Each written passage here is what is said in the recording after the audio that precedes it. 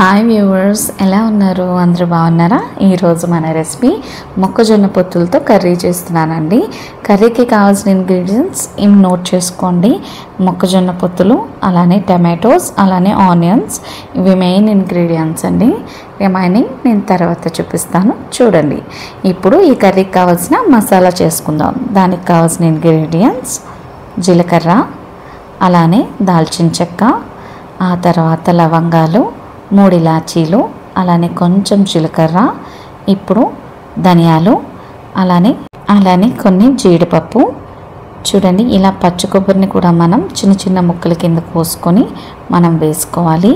అలానే 2 to 3 tomato ముక్కల్ని వేసుకుంటున్నాను. ఇవన్నీ వేసుకున్న తర్వాత ఫైన్ పేస్ట్ కింద మనం మిక్సీ పట్టుకోవాలి. ఇలా నేను చూపించినట్లుగా మెత్తగా మిక్సీ ఆడించుకోవాలి. ఆడించుకున్న తర్వాత చూడండి, మనం పొత్తులు తీసుకున్నప్పుడు లోన ఖచ్చితంగా చెక్ చేసుకోవాలి, లేదంటే ఇలా పొత్తులు పిక్కలు లేకుండా వస్తాయి. అందుకని చెప్పి మనం కొనే ముందు వలిచి చూసుకోవాలి. ఇప్పుడు ఒక ప్యాన్ పెట్టుకోవాలి. ఆ ప్యాన్లో తగినంత ఆయిల్ వేసుకోవాలి. వేసుకున్న తర్వాత ఆనియన్స్ని ఫ్రై చేసుకోవాలి. అలానే కొన్ని పచ్చిమిరపకాయల్ని పొడుగ్గా కోసుకొని వేసుకోవాలి. ఇవి 2 కూడా లైట్ బ్రౌన్ కలర్ వచ్చే వరకు ఫ్రై చేసుకోవాలి. ఇలా నేను చూపించినట్లుగా కలుపుతూ ఫ్రై చేసుకోవాలి, లేదంటే మాడిపోతాయి. ఉల్లిపాయలని బాగా కుక్ చేసుకోవడానికి కొంచెం సాల్ట్ వేసుకున్నానండి. వేసుకున్న తర్వాత కలుపుకుంటూ ఫ్రై చేసుకోవాలి. ఫ్రై అయిన తర్వాత చూడండి, ఇలా నేను చూపించినట్లుగా అల్లం వెల్లుల్లి పేస్ట్ ఒక 1/2 టీ స్పూన్ వేసుకోవాలి. వేసుకున్న తర్వాత ఈ అల్లం వెల్లుల్లి పేస్ట్ కూడా కుక్ అయ్యే వరకు మనం కలుపుకుంటూ ఫ్రై చేసుకోవాలి. ఇప్పుడు కరివేపాకు వాష్ చేసుకొని వేసుకోవాలి. వేసుకున్న తర్వాత నేను 2 to 3 టీ స్పూన్స్ కారం వేసుకుంటున్నానండి. నేను వేసుకున్న కారంలో ఆల్రెడీ జీలకర్ర పౌడరు, ధనియాల పౌడర్ కూడా మిక్స్ అయి ఉంటుంది. 1 స్పూన్ ధనియాల పౌడర్, 1/2 టీ స్పూన్ జీలకర్ర పౌడర్ మీరైతే యాడ్ చేసుకోండి. ఇప్పుడు కొంచెం కొత్తిమీరని కట్ చేసుకొని వేసుకుంటున్నాను. వేసుకున్న తర్వాత బాగా ఫ్రై అయ్యేలా కలుపుకుంటున్నాను. మనం ఆల్రెడీ మిక్సీ పట్టుకున్న పేస్ట్ ఉంది కదండి, ఆ పేస్ట్ని వేసుకొని ఒక్కసారి బాగా ఫ్రై చేసుకోవాలి. ఇది చాలా ఈజీ రెసిపీ అండి. పట్టుకున్న పేస్ట్ వేసేసుకుంటే సరిపోతుంది. ఈ పేస్ట్ అంతా కూడా బాగా ఉడికించుకోవాలి, అందుకనే మూత పెట్టుకున్నానండి. ఒక 5 to 10 minutes.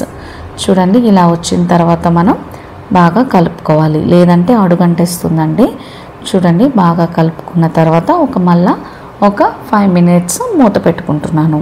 ఇలా 5 minutes మూత పెట్టుకున్న తర్వాత చూడండి, మనం వేసుకున్న ఆయిల్ అంతా కూడా పైకి ఇలా ఫ్లోట్ అయింది. ఇలా ఫ్లోట్ అయిన తర్వాత ఒకసారి బాగా కలుపుకొని మనం ఆల్రెడీ పీసెస్ కింద కట్ చేసుకున్న జొన్న పొత్తుని ఇందులో యాడ్ చేసుకోవాలి. చూడండి, నేను చూపిస్తున్నాను.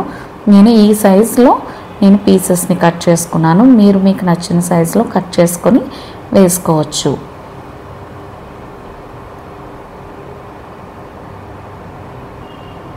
ఇలా అన్ని పీసెస్ని యాడ్ చేసుకున్న తర్వాత ఒక 2 to 3 గ్లాసెస్ ఆఫ్ వాటర్ని వేసుకోవాలి. ఎందుకు అంటే జొన్న పొత్తు ఉడకడానికి ఎక్కువ వాటర్ని కన్సూమ్ చేసుకుంటుంది, కాబట్టి మన వాటర్ అనేది కొంచెం ఎక్కువే వేసుకోవాలి. ఇలా వాటర్ అంతా యాడ్ చేసుకున్న తర్వాత మనం మూత పెట్టుకోవాలి.